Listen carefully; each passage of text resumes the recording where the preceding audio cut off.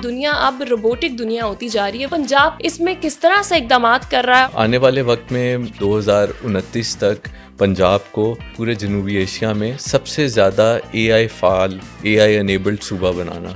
अच्छा, आपने madam CM की बात की, कितने घंटे काम करती हैं? 24 में से 18-19 घंटे तो उनका काम चलता रहता है। फील्ड मार्शल साहब जब चीफ ऑफ आर्मी स्टाफ उनको बनाया जा रहा था, अल्लाह ताला को तो पता था फ्यूचर में क्या होना है जी। इसहाक डार साहब हज़रत दाता गंज बख्श अली हिजवेरी के साथ उनकी बड़ी मोहब्बत और अकीदत नज़र आती है। उनका जो अकीदत है और उनका एक जो स्पिरिचुअल रिश्ता है जी, वो उनको अपनी वालदा से विरासत में मिला। अस्सलाम वालेकुम, welcome to discover Pakistan TV. मैं हूँ आपकी मेज़बान रामीन महमूद। नाज़रीन, पाकिस्तान जहाँ पे पूरी दुनिया हमें आर्टिफिशियल इंटेलिजेंस और IT में स्पेसिफिकली हमें ये नज़र आता है कि दुनिया अब रोबोटिक दुनिया होती जा रही है, वहाँ पे पाकिस्तान में अगर बात करूँ तो पंजाब का प्रोविंस इसमें किस तरह से इकदामात कर रहा है और स्पेसिफिकली जो हमारी CM है मरीम नवाज़ साहिबा, उन्होंने इसके लिए बहुत सारे इनिशिएटिव्स लिए भी हैं, बहुत सारे प्लान्स भी हैं, उन पर बात करेंगे। मेरे साथ मौजूद है adviser to CM Maryam Nawaz Sharif on artificial intelligence and special initiatives Ali डार साहब। अस्सलाम वालेकुम, कैसे हैं आप? वालेकुम अस्सलाम, अल्हम्दुलिल्लाह, आप खैरियत से हैं? अल्हम्दुलिल्लाह। मुझे ये बताइएगा डार साहब, आपने माशाल्लाह तकरीबन एक बड़ा तवील अरसा 20 साल से ज़्यादा का अरसा आपने बतौर बिजनेसमैन UAE में गुजारा। जी। वहाँ पर आपने एक बहुत सक्सेसफुल बिजनेसमैन के तौर पे आप सामने भी रहे। वतन की मोहब्बत आपको पाकिस्तान वापस खींच लाई है, तो यहाँ की तरक्की के लिए क्या खिदमत और क्या इक़दामात आप करेंगे? बिल्कुल जी, जब बाहर 2 दहाइयों से ज़्यादा मैंने गुजारी। मैं 2000 में गया था, पहले मैं सॉफ्टवेयर इंजीनियरिंग की डिग्री की, फिर 2003 में मैं दुबई मूव कर गया। तो उधर भी पाकिस्तान के लिए ही काम करते थे, और फिर 2017 के आखिर में जब डार साहब बरतानिया तशरीफ़ लेके गए और फिर मेरी वालदा भी गई, डार साहब उधर कुछ अरसा ज़ेर इलाज रहे, तो फिर 2018 के शुरू में मैंने अपनी फैमिली को उधर मूव कर दिया। और तब मेरी अल्लाह ताला गरीक रहमत करे, मेरी मदर इन लॉ बेगम कुलसूम नवाज़ साहिबा, वो भी ज़ेर इलाज थी, तो दैट वाज अनदर रीज़न के उधर फैमिली को मूव करना। तो फिर मैं जब तक डार साहब वापस नहीं गए 2022, तो मैं शटल करता रहा between Dubai and London. London में कोई काम नहीं था, काम सारा दुबई के अंदर था, लेकिन उधर थे डार साहब थे, फैमिली थी। और 2022 में जब वालिदैन वापस पाकिस्तान गए, बच्चों ने माशाल्लाह उस 4 साल में जो डार साहब के और मेरी वालदा के साथ रह के जो सीखा, मेरे ख्याल है कि हम बाकी सारी ज़िंदगी एक तरफ और उन 4 सालों की ट्रेनिंग जो है ना जी, वो एक तरफ, हमने वो फिर इतनी अटैचमेंट बच्चों की भी हो गई थी। और हमने भी ये फ़ील किया कि अब जब हम जाएंगे, इधर से लंदन से निकलेंगे, तो हम दुबई वापस नहीं जाएंगे, जहाँ भी वालिदैन होंगे वहाँ जाएंगे। तो देन 2024 में हमने फिर फ़ैसला किया कि अब पाकिस्तान वापस आने का, और इवेंचुअली अपना वतन है और इधर ही आना है, इधर ही जीना मरना सारा इसी मुल्क के साथ। अच्छा लीडर साहब, मुझे ये बताइएगा, आपने जिक्र किया बेगम कुलसूम के हवाले से, बड़ा टफ टाइम था वो फैमिली के ऊपर, तो उस दौरान फैमिली ने किस तरह, चूँकि यहाँ पे भी बहुत सारे क्रैकडाउन्स चल रहे थे उस टाइम पे, पार्टी के ऊपर भी, मैडम के हवाले से भी, तो कितना टफ था, उसको किस तरह सॉर्ट आउट किया, क्या माहौल था उस टाइम फैमिली में? वो ज़ाहिर है जी, एक बहुत तकलीफ़देह माहौल था। एक हम अम्मी कुलसूम को इस बात का, ये बात उनसे छुपाई हुई थी कि बड़े मियाँ साहब और मैडम मरियम नवाज़ शरीफ साहिबा जो हैं वो अभी जेल में हैं, तो वो उनसे छुपाना, और फिर एट द सेम टाइम उनकी तकलीफ़ का उधर देखना, और फिर उनको ये बताना कि भाई वो, आपको पता है बड़े मियाँ साहब को बाऊजी कहती थी। हाँ, तो बाऊजी क्यों नहीं आ रहे उनको देखने के लिए, तो बड़ा एक ट्रिकी सिचुएशन थी। और फिर जिस दिन उन्होंने दुनिया से वो गई हैं जी, वो दिन बहुत ज़्यादा टफ़ था। उस दिन अर्ली इन द मॉर्निंग उनको, पिछली रात को उनको वेंटिलेटर पे डाल दिया गया था, और हम कोशिश कर रहे थे उधर, हसन साहब कोशिश कर रहे थे, हुसैन साहब कोशिश कर रहे थे, मेरी बेगम कोशिश कर रही थी कि किसी तरह राब्ता हो और हम उनको बताएं कि ये हालात हैं इधर। और बड़े मियाँ साहब का हम राब्ता तो नहीं हो पाया, लेकिन अल्लाह की तरफ से ना बड़े मियाँ साहब के दिल में बेचैनी थी, और वो सुबह फजर पढ़ने के इर्द गिर्द ही वो चले गए कि मेरी कॉल करवाएं जो भी उधर जेल के जो इंचार्ज थे उनके पास। लेकिन आप کتنے گھنٹے وہ ادھر بیٹھے رہے, ان کی کال نہیں کروائی گئی, اور ایونچولی وہ کال آئی جس پہ بتایا گیا کہ بیگم کلثوم نواز صاحبہ کی ڈیتھ ہو گئی ہے. اور پھر آپ سوچیں کہ ایک باپ کے لیے کتنا مشکل ہوگا کہ وہ چند سو گز دور ان کی بیٹی ایک سیل میں موجود ہے اور وہ چل کے جائے اور وہ والد اپنی بیٹی کو بتائے کہ بیٹا آپ کی والدہ جو ہیں وہ اب اس دنیا میں نہیں رہیں. تو بڑے میاں صاحب کے دل پہ کیا گزرا ہوگا, اس وقت مریم باجی کے دل پہ کیا گزرا ہوگا. تو مریم باجی تو بالکل نڈھال ہو گئی تھیں اس غم سے, اور بہت ایک تکلیف دہ وقت تھا. مختلف ممالک کی جب ہم بات کرتے ہیں, چائنا کی بات کی جائے, یو اے کی بات کی جائے, دیگر بہت سارے ممالک ہیں جہاں پہ آرٹیفیشل انٹیلیجنس کو انہوں نے بہت جلدی اپنا لیا, ترقی بھی کی.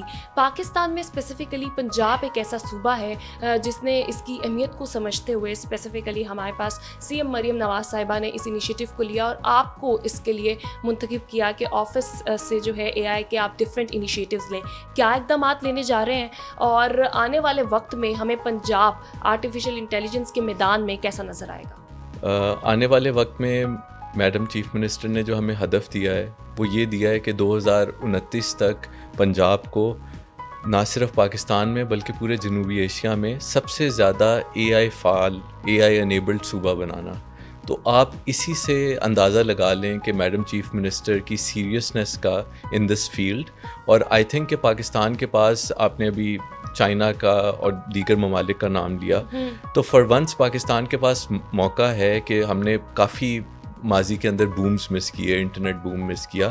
اب اے آئی اور باقی ایسوسیٹڈ جو کچھ ایمرجنگ ٹیکنالوجیز ہیں اس میں پاکستان کے پاس ایک بہت یونیک اپرچونٹی ہے کہ پاکستان دنیا کے, پنجاب جو ہے وہ دنیا کے ٹاپ 5-10 ممالک کے ساتھ پنجاب ایز اے صوبہ اپنے آپ کو کمپیٹ کر سکے. اور وہ تبھی میڈم نے جو رکھا ہے, ہدف رکھا ہے, وہ پنجاب کو وہ کمپیئر نہیں کر رہی پاکستان کے صوبوں کے ساتھ, بلکہ پورے جنوبی ایشیا میں وہ چاہتی ہیں کہ اس سے زیادہ اے آئی انیبلڈ صوبہ نہ ہو. اچھا, ابھی آپ نے بات کی اے آئی انیبلڈ پنجاب کے حوالے سے, تو اس ویژن کے تحت 2029 تک کون کون سے ایسے پروجیکٹس ہیں جو آپ اس میں لانچ کریں گے, اور یوتھ کے لیے اسپیسیفکلی کیا اپرچونیٹیز ہیں؟ یہ سارا یوتھ سینٹرک ہے جی, اور ہم میڈم اگلے مہینے اے آئی ویژن 2029 دیں گی پنجاب کا, جو کہ 6 پلرز کے اوپر بیسڈ ہے. اور وہ جو 6 پلرز ہیں وہ جس میں ایک ہم ٹرم یوز کرتے ہیں mutually exclusive and collectively exhaustive, those 6 pillars are that. ہر شعبے کے اندر, مطلب گورننس سے لے کے جاب کریشن, آپ کی ایگری سیکٹر, آپ کا کاؤنٹر ٹیررزم, اے آئی کے یوز کیسز ہر چیز میں ہیں. ایگزیکٹلی جی. اچھا, ابھی آپ نے کاؤنٹر ٹیررزم کی بات کی, ابھی ہم نے یو ایس ایران کی جو وار ہے اس میں اے آئی ٹیکنالوجی کا بہت استعمال دیکھا. تو آنے والے وقت میں آپ کیسے دیکھتے ہیں کہ وارز جو ہیں وہ اس میں اے آئی کا کیا کردار ہوگا؟ اور ابھی ہم دیکھ بھی رہے ہیں اس طرح. تو پھر ہر چیز کے 2 پہلو ہوتے ہیں, ایک نیگیٹو پہلو ہوتا ہے, ایک پازیٹیو ہوتا ہے, لیکن اس کے پازیٹیوز بہت زیادہ ہیں. اور اس کو آپ ڈیفینس کے حوالے سے اگر آپ بات کریں تو ظاہر ہے کہ اے آئی کے اندر تو اب یہ اے آئی جو ہے نا بہت زیادہ ڈیٹا ڈریون ہوتا ہے.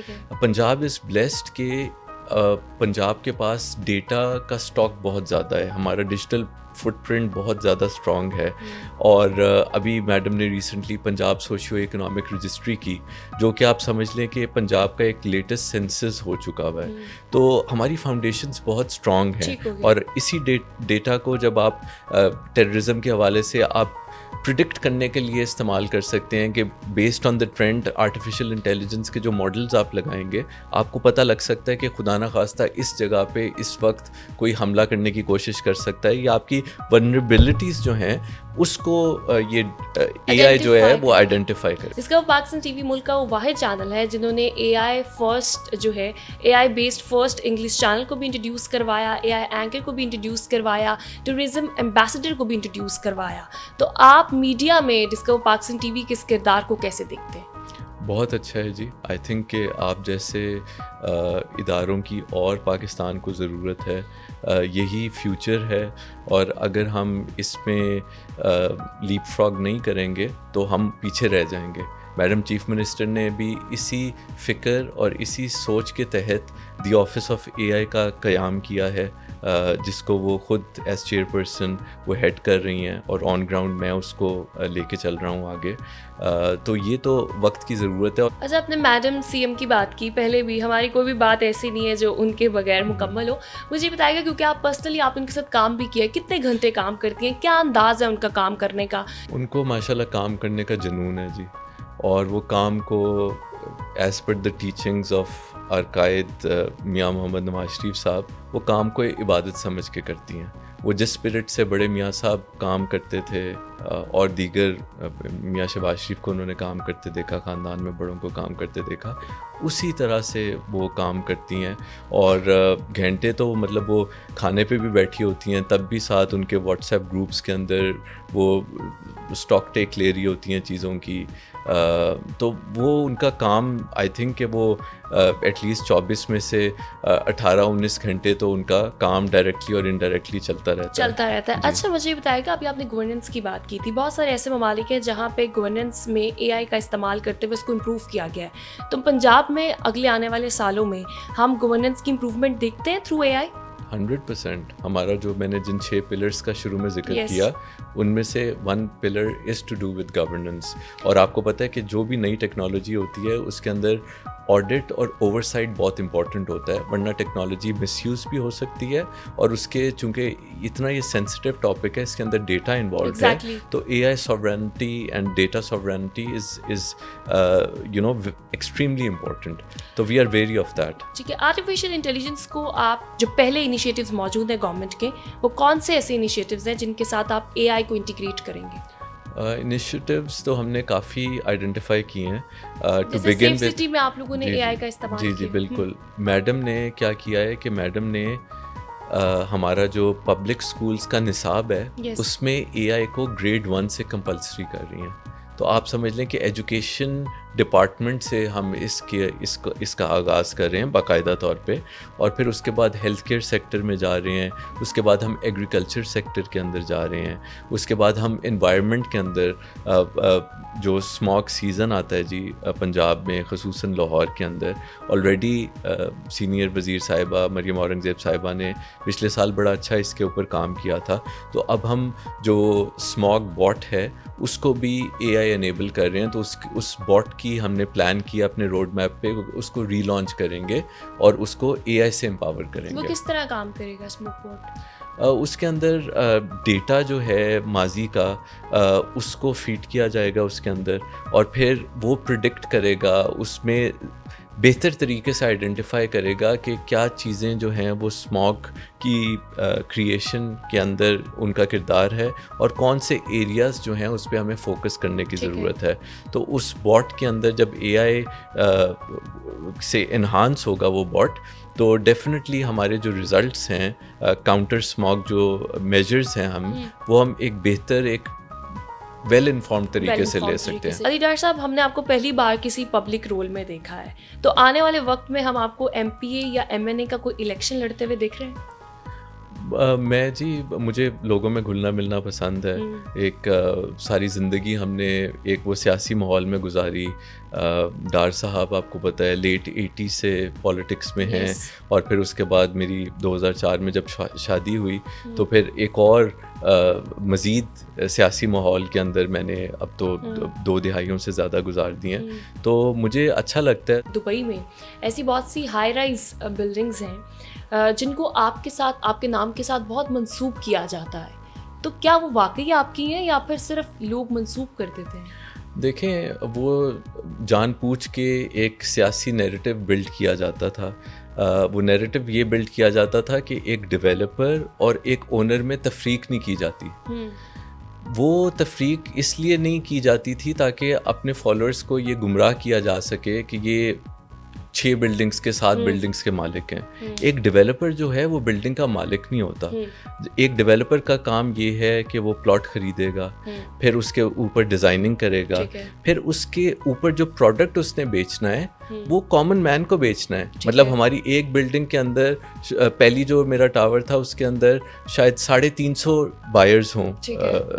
تو آپ ایک سائڈ پہ آپ وہ انسٹالمنٹس کے اوپر جو اس کے یونٹس ہیں بلڈنگ کے وہ بیچ رہے ہیں, دوسری سائڈ پہ آپ وہ قسطوں کو اکٹھا کر کے آپ اس پروجیکٹ کی ڈیولپمنٹ پہ لگا رہے ہیں. تو ایز لانگ ایز آپ کیش فلو مینٹین کریں ایک بڑے دیانتداری کے ساتھ, تو وہ جو پیسے ہیں وہ لگیں گے بلڈنگ کے اوپر, ایونچولی وہ بلڈنگ کمپلیٹ ہو جائے گی. آخر میں جو پروفٹ پورشن ہوگا وہ آپ کے پاس یا کیش کی صورت میں یا پھر آپ کا سٹاک کی صورت میں رہ جائے گا.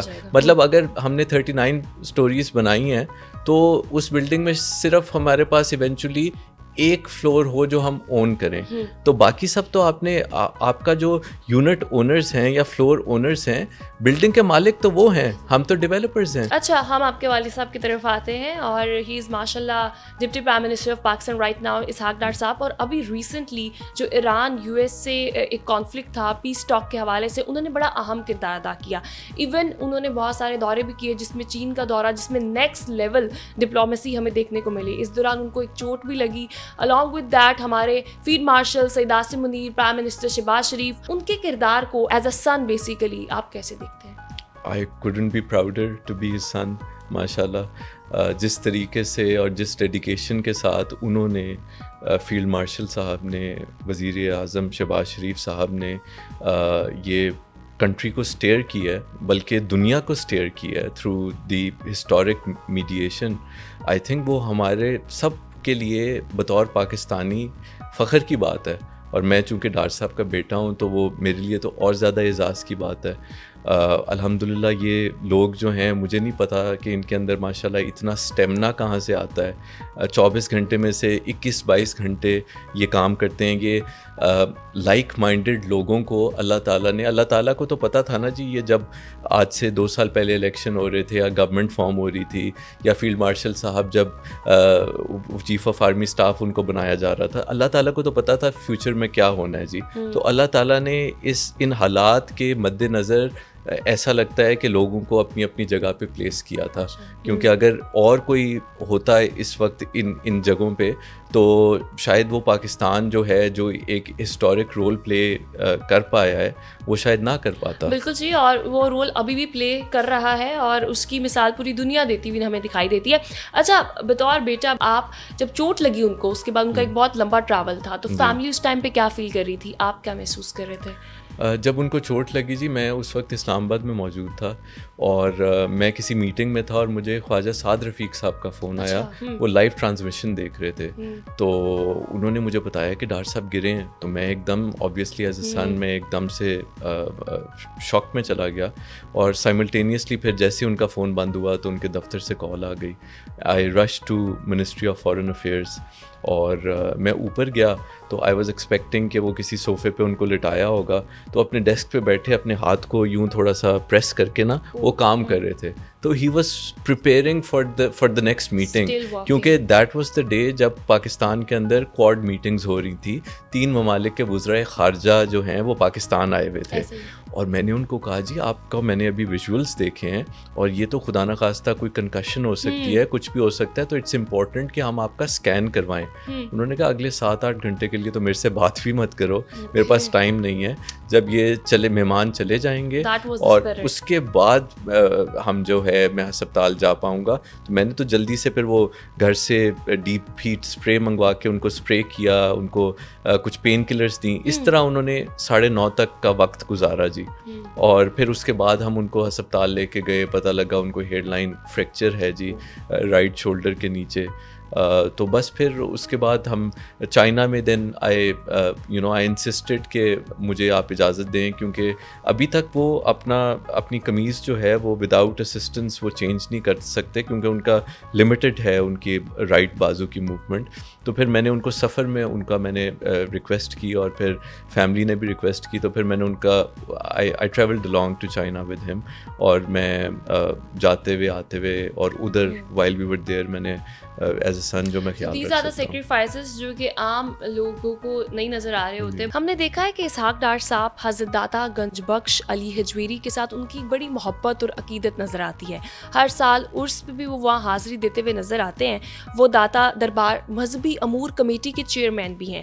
تو اس عقیدت اور محبت کے پیچھے کیا خاص وجہ ہے؟ حضرت علی حجویری رحمۃ اللہ علیہ سے ان کا جو عقیدت ہے اور ان کا ایک جو اسپریچول رشتہ ہے جی، وہ ان کو اپنی والدہ سے وراثت میں ملا. ٹھیک ہے. ان کی والدہ جو ہیں وہ بہت ان کے جو آرام گاہ ہے ادھر سے انہوں نے بہت ان کو when she would go there in کو ایک بڑا پیس فیل ہوتا تھا، اور فیض جسے ہم کہتے ہیں فیض ملنا، ان کو فیض ملتا تھا.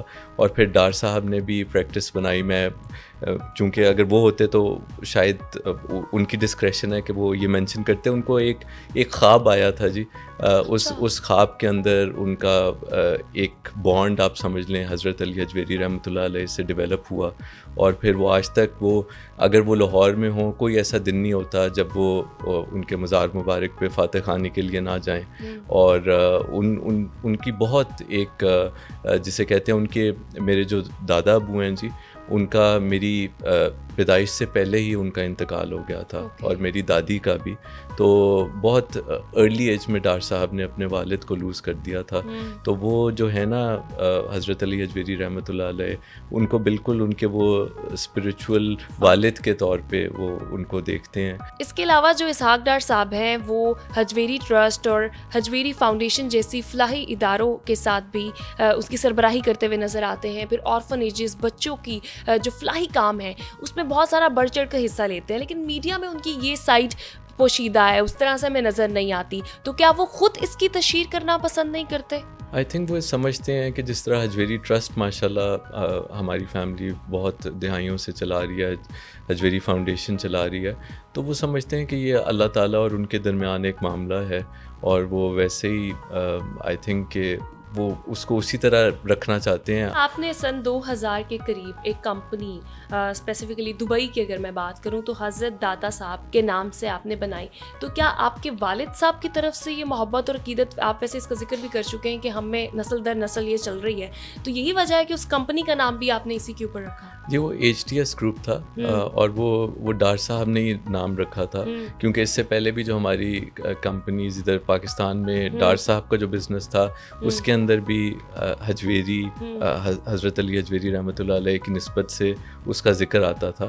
تو یہ بھی نام ڈار صاحب نے رکھا تھا، اور ہمارا اس کمپنی کا اگر آپ لوگو دیکھیں تو وہ بھی جو ادھر حضرت علی حجویری رحمۃ اللہ علیہ کے جو مزار پہ جو گنبد مبارک ہے وہ that is the logo of the company. تو وہ بالکل انہی کی نسبت سے ڈار صاحب نے یہ نام رکھا تھا. Lastly I would like to ask special initiatives کے حوالے سے NSIT کی بات کی جائے، CBT کی بات کی جائے، مزید ان انیشیٹیوز میں اسپیسیفکلی یہ بڑے ٹف انیشیٹیوز تھے، لیکن ہم نے اس کو بہت کم ٹائم میں بہت ڈیولپ ہوتے ہوئے دیکھا ہے. تو فیوچر میں جو IT کے حوالے سے اپرچونیٹیز ہیں یوتھ کے لیے اس انیشیٹیوز کے تحت وہ کیسی ہونے والی ہیں؟ پنجاب میں جاب اپرچونیٹیز یوتھ کے لیے وہ کیسی ہونے والی ہیں، اور پھر ان انیشیٹیوز جو ہیں اس میں کیا چیلنجز تھے اور کس طرح آپ نے اس کو جو ہے وہ سولوشن اورینٹیڈ بنایا؟ جی وہ جو میڈم نے مجھے اسپیشل انیشیٹیوز کا پورٹ فولیو دیا ہے اس کے اندر یہ CBD and by virtue of that وہ NSIT آتا ہے. NSIT بہت زیادہ ایک IT فوکسڈ، ایک سینٹرلائزڈ ایک بن رہا ہے، کمیونٹی بن رہی ہے. اس کے اندر ڈیٹا سینٹرز بھی آ رہے ہیں. اس کے اندر ہم ایک بہت بینک آف پنجاب کے ساتھ ہم نے ایک MOU سائن کیا ہے، ایک فائنانس ہب کے اوپر ہم کام کر رہے ہیں، جس کا مقصد ہوگا کہ ہم NSIT کے اندر ایک انکیوبیشن سینٹر اور ایک ایکسلریٹر سینٹر بنا رہے ہیں. اور اس سینٹر کے اندر اگر آپ ایک اسٹارٹ اپ ہیں اور آپ کو فنڈنگ چاہیے تو آپ کو BOP جو ہے وہ بڑے ایک لانگ ٹرم پہ بالکل نگلیجبل قسم کی کاسٹ کے اوپر وہ آپ کو فنڈنگ کرے گا. Thank you so much, thank you for being here on our podcast. A I کی جب ہم بات کرتے ہیں جناب, تو اے آئی آنے والے وقت میں ہمیں پنجاب میں بہت جلد ان کا جو ویژن ہے وہ اس کو پریکٹیکلی بھی ہم دیکھیں گے. ہر شعبے کے اندر, ایجوکیشن کی بات کی جائے, ایگریکلچر کی انہوں نے بات کی, ہمیں ہر شعبے میں اس کے جو فٹ اسٹیپس ہیں, اس کی جو انٹیگریشن ہے وہ نظر آئے گی. اسی کے ساتھ اپنے پوڈ کاسٹ کا اختتام کرتی ہوں. اپنا بہت خیال رکھیے گا. اپنی میزبان رامین محمود کو دیجیے اجازت. اللہ نگہبان.